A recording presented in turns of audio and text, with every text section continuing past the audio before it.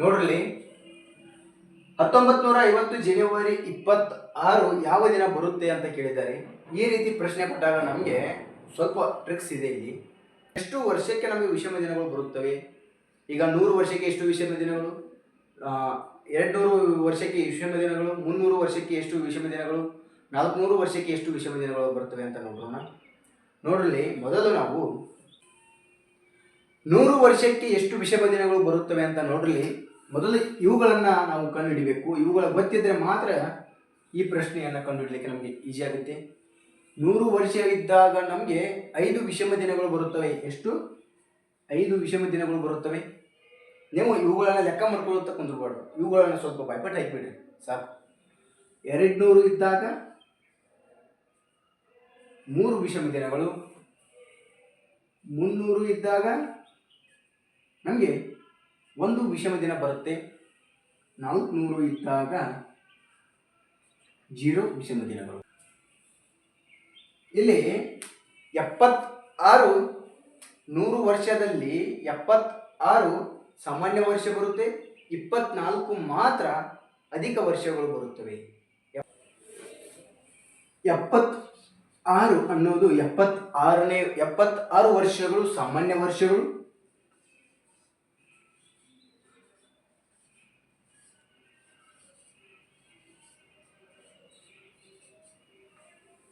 24 ಮಾತ್ರ ಅಧಿಕ ವರ್ಷಗಳು ಬರುತ್ತವೆ. 24 ಏನು? ಒಂದು 100 ವರ್ಷದಲ್ಲಿ 5 ವಿಷಮ ದಿನಗಳು, 200 ವರ್ಷದಲ್ಲಿ 3 ವಿಷಮ ದಿನಗಳು, 300 ವರ್ಷದಲ್ಲಿ 1 ವಿಷಮ ದಿನಗಳು, 400 ವರ್ಷದಲ್ಲಿ 0 ವಿಷಮ ದಿನಗಳು ಬರುತ್ತವೆ. ಅದಕ್ಕೆ ಇವಕ್ಕೆ ಎಕ್ಸಾಂಪಲ್ ನೋಡ್ರಿ, ಹಂಗೆ ಮುಂದೆ ಕಂಟಿನ್ಯೂ. 800 ಆಗಿರ್ಬೋದು, 1000 ಆಗಿರ್ಬೋದು, 1200, 2000. ಈ ರೀತಿ ಈ ವಿಷಮ ದಿನಗಳು 0 ಬರುವಂಥ ವಿಷಮ ದಿನಗಳು ಈ ಎಷ್ಟು ವರ್ಷದಲ್ಲಿ? ಈ 400 ವರ್ಷವಿದ್ದಾಗ 0 ವಿಷಮ ದಿನ ಬರುತ್ತೆ. 300 ಇದ್ದಾಗ 300 ವರ್ಷವಿದ್ದಾಗ 1 ವಿಷಮ ದಿನ, 200 ಇದ್ದಾಗ 3 ವಿಷಮ ದಿನಗಳು, 100 ಇದ್ದಾಗ 500 ವಿಷಮ ದಿನಗಳು. ಅಂದರೆ 76 ಅನ್ನೋದು ಸಾಮಾನ್ಯ ವರ್ಷದಲ್ಲಿ, 24 ಅಧಿಕ ವರ್ಷದಲ್ಲಿ ಬರುತ್ತವೆ ಒಂದು 100 ವರ್ಷದಲ್ಲಿ. ಅಂದರೆ 400 ವರ್ಷಗಳು ಯಾವ್ಯಾವ ಅಂದರೆ ನೋಡಲಿ, 800 ಇದ್ದಾಗ 0 ಬರುತ್ತೆ, ಅಂದರೆ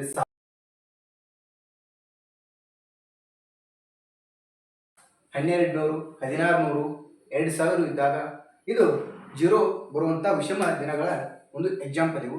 ಇವುಗಳನ್ನು ಯಾವ ರೀತಿ ಬಿಡಿಸ್ತಾರೆ ನೋಡ್ರಿ. 1950 ಜನವರಿ 26 ಯಾವ ದಿನದಂದು ಬರುತ್ತದೆ ಅಂತ ಕೇಳ್ಯಾರ. ಯಾವ ದಿನ ಆಕೈತಿ ಅಂತ ಕೇಳ್ಯಾರ. ಇಲ್ಲಿ ನೋಡ್ರಿ, 1950 ಐತಿಲ್ಲ, ಇದನ್ನ ಅಷ್ಟೇ ತೆಗೆದುಕೊಡ್ರಿ ನೀವು. ಈ ಜನವರಿ 26 ಅನ್ನೋದು ಬಿಡ್ರಿ. ಈ 1950 ಅನ್ನೋದು 1 ಮೈನಸ್ ಮಾಡ್ರಿ. ಇಲ್ಲಿ 1950ರಲ್ಲಿ 1 ಮೈನಸ್ ಮಾಡ್ರಿ, 1949 ಬರುತ್ತದೆ. ಇದು 1949 ಬಂತು. ಈಗ ನಾವು 1600 ತೆಗೆದುಕೊಂಡಾಗ ಎಷ್ಟು ವಿಷಮ ಬರುತ್ತೆ? ಅಂದರೆ ನಮಗೆ ವಿಷಮ ದಿನಗಳು ಎಷ್ಟು ಅಂದರೆ 0 ಬರುತ್ತೆ 1600 ಇದ್ದಾಗ. ಇನ್ನು ಎಷ್ಟು ಉಳಿತು? 1949ರಲ್ಲಿ 1600 ಕಳೆದರೆ ಎಷ್ಟು? 349 ಉಳಿಯುತ್ತೆ. 349 ಅಂದರೆ 300 ಇದು ಮಾಡೋಣ. 300 ಇದ್ದಾಗ ನಮಗೆ 1 ದಿನ ವಿಷಮ ದಿನ ಬರುತ್ತೆ. ಅದೇ ರೀತಿ 49 ತೆಗೆದುಕೊಡ್ರಿ. ಈಗ 49 ದಿನಗಳು, ಇದು 49 ದಿನ ಅಂತಾನೆ ಬರೆದುಕೊಳ್ಬೇಕು. ನಂತರ ನಾವು 49 ಈ 4 ಸಂಖ್ಯೆಗಳಿಂದ ಭಾಗಿಸಬೇಕು. ಅಂದರೆ 1, 2, 3, 4 ಅಂದರೆ 1, 9, 4, 9 ಇವು ಏನು ಇದ್ದಾವಲ್ಲ 4 ಸಂಖ್ಯೆಗಳು, ಈ 4 ಸಂಖ್ಯೆಗಳನ್ನು ನಾವು ಭಾಗಿಸಬೇಕು. ಭಾಗಾಕಾರ ಮಾಡಿ ನೋಡೋಣ ಎಷ್ಟು ಬರುತ್ತೆ. 4 1 4 2 8 ಆಯಿತು. 1 ಉಳಿತು, ಅದು 1 ಹೆಂಗೆ ಇರುತ್ತೆ ಶೇಷ 1 ಉಳಿಲಿ. ಈಗ ನಮಗೆ 12 ಬರೆದುಕೊಂಡಿವಿ. 4 1 4 2 8 12 ಆಯಿತು. ಇನ್ನು ಜನವರಿ ಎಷ್ಟು ಕೇಳಿದ್ದಾರೆ ಅವರು? ಜನವರಿ 26 ಕೇಳಿದ್ದಾರೆ. ಜನವರಿ 26 ಅಂತ ಬರೆದುಕೊಳ್ಳಿ. ಇವುಗಳನ್ನು ಅಷ್ಟು ಕೂಡಿಸ್ಕೊಳ್ಳಿ. ಎಷ್ಟು ಬರುತ್ತೆ ನೋಡ್ರಿ. 1 1 9 ಸಾರಿ 9 ಪ್ಲಸ್ 1 10, 10 ಪ್ಲಸ್ 2 12, 12 ಪ್ಲಸ್ 6 18. ಈಗ 1 ಪ್ಲಸ್ 2 3, 3 ಪ್ಲಸ್ 1 4, 4 ಪ್ಲಸ್ 4 8. 88 ದಿನಗಳು ಉಳಿದು ನಮಗೆ. 88 ದಿನಗಳನ್ನು 7ರಿಂದ ಭಾಗಾಕಾರ ಮಾಡಿ. 7 1 7 ಎಷ್ಟು 8ಅನ್ನು ಇಳಿಸ್ಕೊಳ್ಳಿ, 18 ಆಯಿತು. 7 2 ಎಷ್ಟು 14. ಎಷ್ಟು ಉಳಿತು ನಮಗೆ ವಿಷಮ ದಿನಗಳು? ವಿಷಮ ದಿನಗಳು 4 ವಿಷಮ ದಿನಗಳು ಉಳಿದು.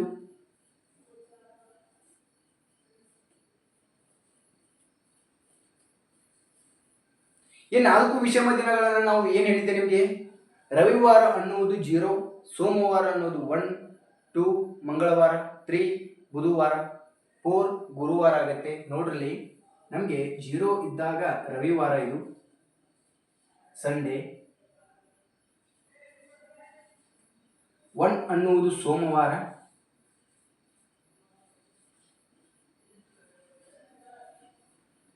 2 ಅನ್ನುವುದು ಮಂಗಳವಾರ,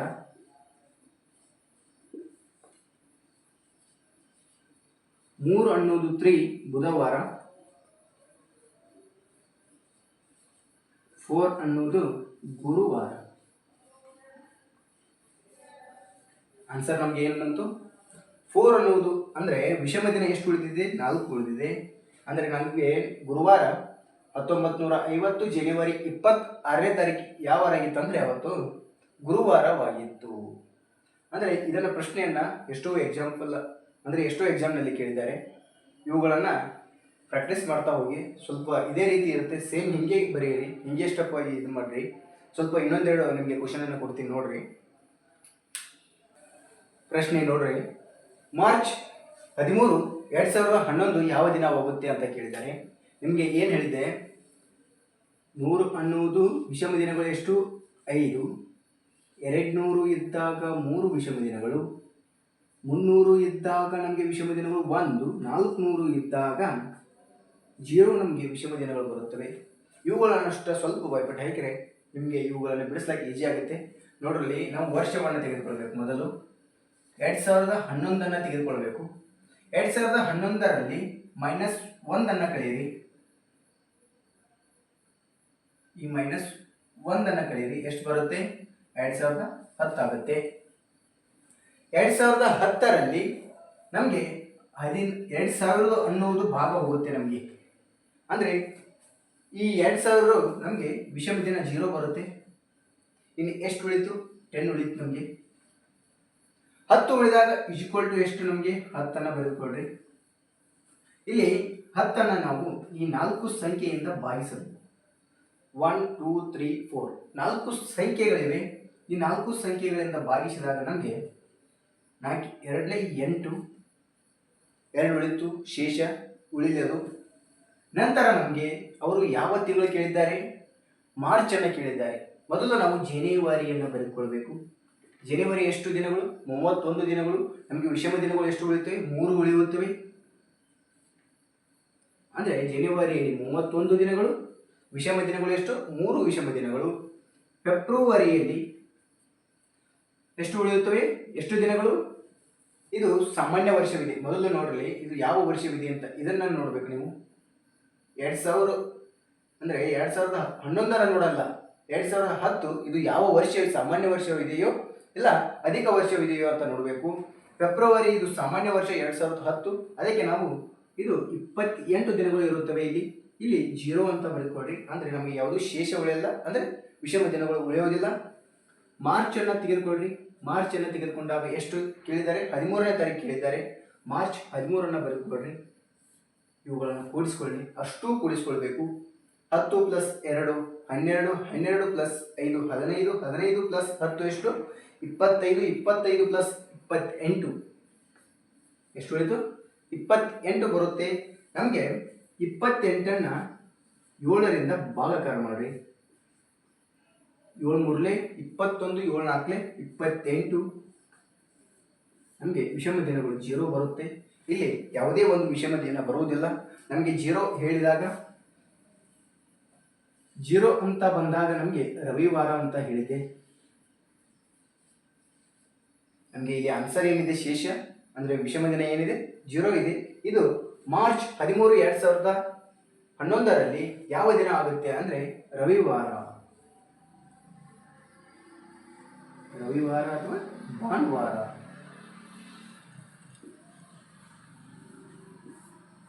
ಭಾನುವಾರ. ಈ ರೀತಿ ಪ್ರಶ್ನೆಗಳು ಇರುತ್ತವೆ. ನೆಕ್ಸ್ಟ್ ಒಂದು ಪ್ರಶ್ನೆಯನ್ನು ಹೇಳ್ತೀನಿ. ಪ್ರಶ್ನೆ ನೋಡ್ರಿ, 2001 ಫೆಬ್ರವರಿ 21ರಂದು ಯಾವ ದಿನ ಬರುತ್ತದೆ ಅಂತ ಕೇಳಿದ್ದಾರೆ. ಆಪ್ಷನ್ಸ್ ಎ ಗುರುವಾರ, ಆಪ್ಷನ್ಸ್ ಬಿ ಬುಧವಾರ, ಆಪ್ಷನ್ ಸಿ ಮಂಗಳವಾರ, ಆಪ್ಷನ್ಸ್ ಡಿ ಶುಕ್ರವಾರವಿದೆ. ನಾನು ನಿಮಗೆ ಏನು ಹೇಳಿದೆ, ವರ್ಷವನ್ನು ತೆಗೆದುಕೊಳ್ಬೇಕು. ವರ್ಷವನ್ನು ತೆಗೆದುಕೊಳ್ಳ್ರಿ. 2001 ಇಲ್ಲಿ -1 ಅಂತ ಮಾಡಿಕೊಳ್ಬೇಕು. ಎಷ್ಟು ಉಳಿತು ನಮಗೆ? 2000 ಉಳಿತು. 2000 ಇದ್ದಾಗ ನಮಗೆ ಇದು 2000 ಅನ್ನೋದು ವಿಷಮ ದಿನ 0 ಬರುತ್ತೆ. ಇನ್ನು ಮುಂದೆ ನಮಗೆ ಯಾವುದೇ ರೀತಿ ವಿಷಮ ದಿನಗಳು ಉಳಿಯುವುದಿಲ್ಲ. ನೋಡ್ರಲ್ಲಿ 2000 ಅಂದಾಗ 0 ಬರುತ್ತೆ. ಇನ್ನು ಏನು ಉಳಿತು? ಜನವರಿ ಮತ್ತು ಫೆಬ್ರವರಿ ಮಾತ್ರ ಉಳಿಯುತ್ತೆ. ಜನವರಿಯಲ್ಲಿ ಎಷ್ಟು ದಿನಗಳು?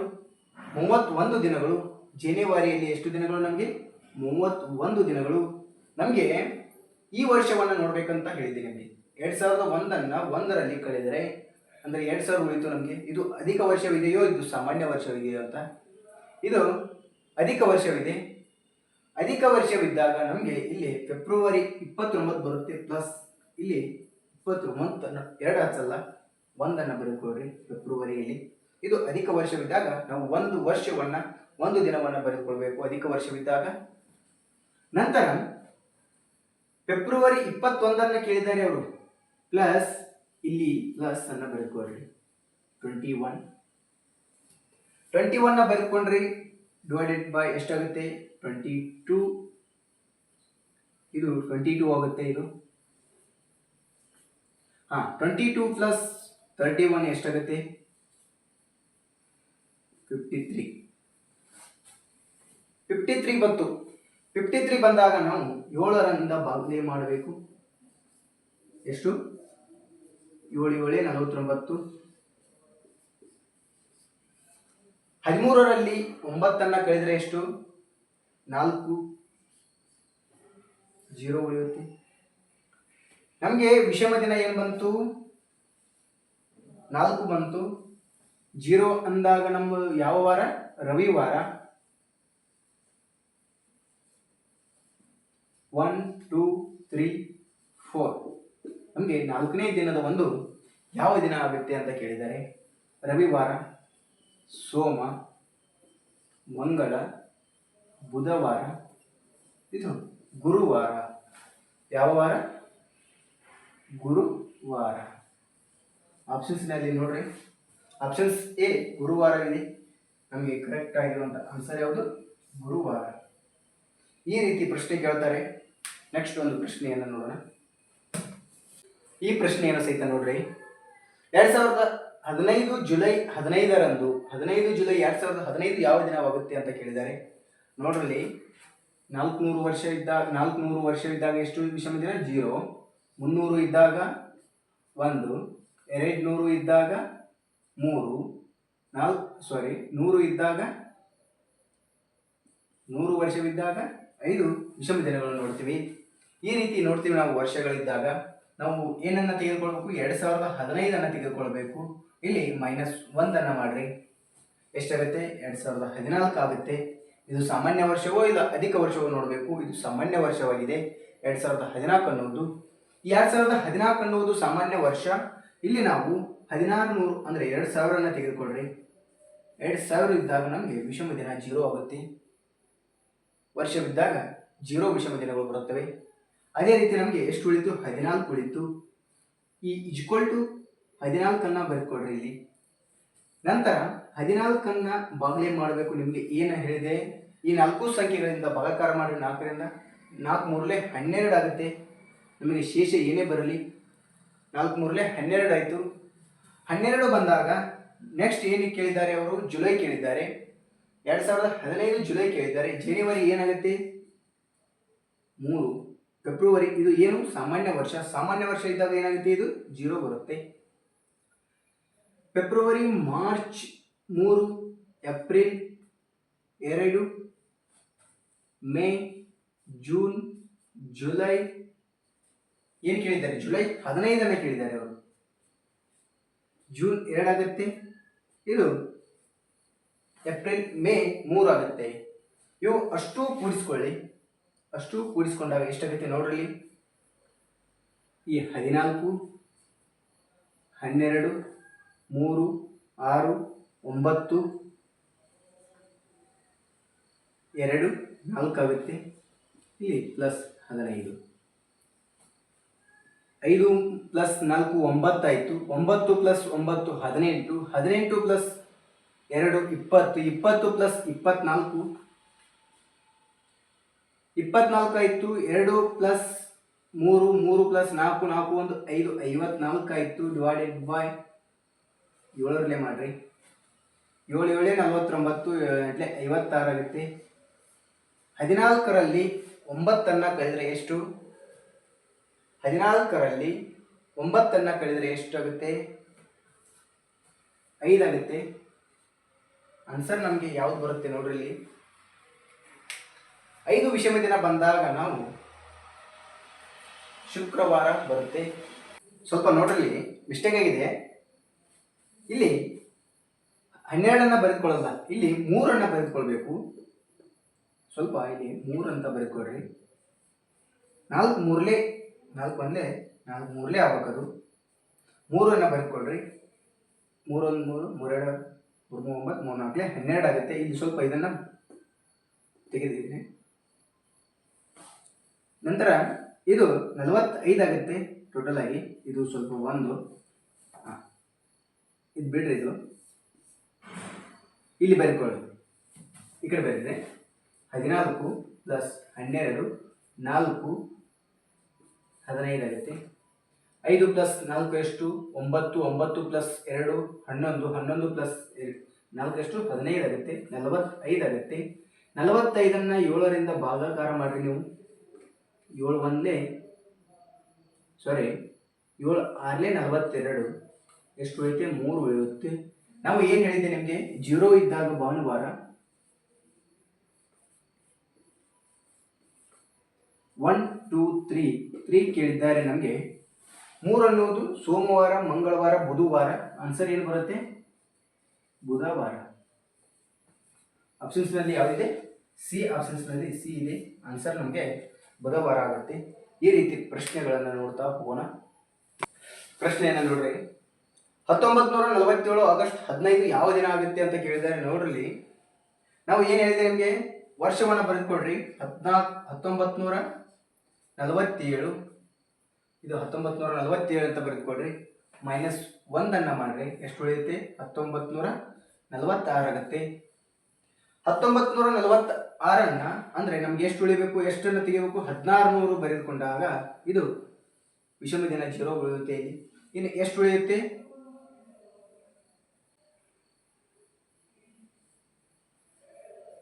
300 ಬರೆದುಕೊಡ್ರಿ. 1 ವಿಷಮ ದಿನ ಬರುತ್ತೆ. 46 ತೆಗೆದುಕೊಡ್ರಿ. ಎಷ್ಟು ಉಳಿಯುತ್ತೆ? 900ರಲ್ಲಿ 946ರಲ್ಲಿ 300 ಕಳೆದ್ರೆ 46 ಉಳಿಯುತ್ತೆ. ಈ 46ನ್ನು ಬರೆದುಕೊಡ್ರಿ. ನಿಮಗೆ ಏನು ಹೇಳಿದೆ? 46ನ್ನು ಒಮ್ಮೆ ಭಾಗಾಕಾರ ಮಾಡಬೇಕು. ಎಷ್ಟರಿಂದ? 4ರಿಂದ. 4 1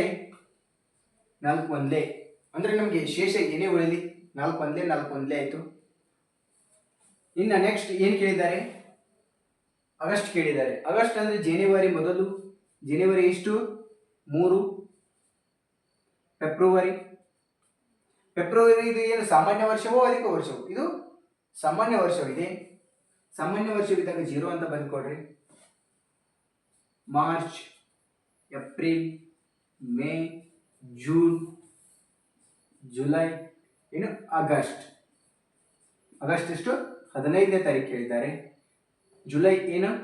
3, ಜೂನ್ 2, ಮೇ 3, 2 ಇವು ಅಷ್ಟು ಕೂಡಿಸ್ಕೊಳ್ಬೇಕು. ಅಷ್ಟು ಕೂಡಿಸ್ಕೊಳ್ಳಿ. ಎಷ್ಟಾಗುತ್ತೆ? 40 ನೋಡ್ರಿ.